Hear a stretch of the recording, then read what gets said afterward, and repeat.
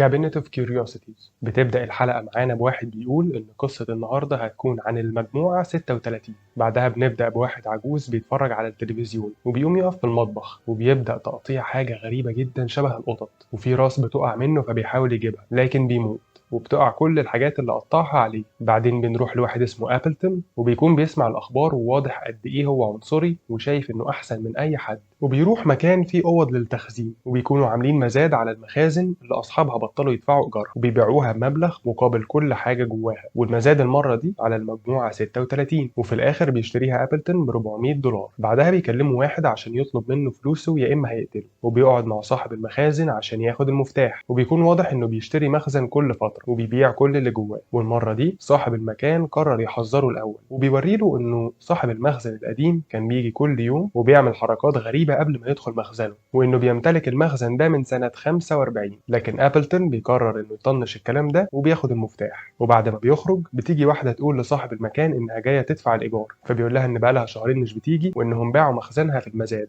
لكن أقصى حاجة ممكن يعملها هي إنه يقول لها إن أبلتون هو اللي اشترى مخزنها من فترة وإنه ممكن يرجع لها شوية من حاجتها لو لسه موجودة. فبتروح تتكلم معاه بس مش بيرضى يرجع لها حاجة، وعشان هي مش أمريكية بيعاملها وحش جدا وبيقول لها إن حتى لو فضل حاجة في المخزن مش هيديها لها، فبتدعي عليه لكن بيشتمها وبيمشي. وبعدها بيروح يدخل المخزن الجديد اللي هو 36 وبيبدأ يشوف هيبيع إيه وهيرمي إيه. ولما بيروح بيلاقي صاحب المكان بيصلح مخزن جنبه، فبيسأله هو ليه قال للست دي تروح تتكلم معاه، وبيقول له إنه مش هيكون طيب مع حد أبدا لأنه شاف حاجات كتير وحشة في حياته. بعدها بيرجع مخزنه وبيرمي الحاجات اللي ملهاش لازمة، بس النور كل شوية بيفضل يفصل وبيضطر إنه يفتحه تاني، وهو بيقلب في الحاجة بيلاقي شمعدان شكله غالي وألبوم صور. بعدين بيفتح شنطته وبيحط فيها الحاجات اللي هتتباع وبيشوف حاجة كده زي الترابيزة. بعدها بيطلع له فار فبيقرر إنه هياخد الحاجات اللي لقاها لحد دلوقتي عشان يبيعها، وهو ماشي بيجي واحد يفتح له دماغه ويكسر إزاز عربيته وبيقول له إنه يجيب بكرة $12,000، وبيشوف إن الست لسه واقفة بص عليه. بعدها بيدخل لصاحب المخزن عشان يعالج الجرح اللي في دماغه، وبيديله صاحب المكان رقم واحدة ممكن تشتري منه الحاجات اللي معاه، فبيخرج يلزق إزاز عربيته وبيروح لها. ولما بتبص على الترابيزة بتقوله إنها بتستخدم في استحضار الأرواح. بعدها بيفتح درج منها وبيلاقي فيه 3 كتب شكلهم قديم جدا، فبتقوله إنها تعرف واحد ممكن يشتري منه الكتب، وبيكون برضه معاه لوحة غريبة معمولة من شعر بشري. بعدها بتروح تتصل بالشخص اللي هيشتري الكتب وبيجي يشوف الترابيزة وبيقول إنها أصلية، وبيتصدم لما بيشوف الكتب وبيسأله لو كان معاهم كتاب رابع، فبيقول له أبلتون إنه مش عارف، فبيقول له بتاع الكتب إنه لو باع الأربع كتب مع بعض ممكن ياخد عليهم $300,000، لكن لو التلاتة بس هيكونوا ب10,000. وبيحكي إن الكتب دي بتستخدم لاستحضار شيطان قوي جدا، وبيقرروا يروحوا هما الاتنين المخزن عشان يدوروا على الكتاب الرابع. وهم في الطريق بيحكي الراجل الغريب إنه يعرف صحاب المخزن اللي أبلتون اشتراه وإنهم كانوا أغنياء جدا وبيعملوا أسلحة، بس صاحب المخزن ده بالذات كان شرير بشكل مش طبيعي، وإنه دمر عيلته وضيع فلوسه في القمار، وفي مرة استحضر شيطان وخلاه يلبس أخته، ومن ساعتها محدش يعرف هي فين.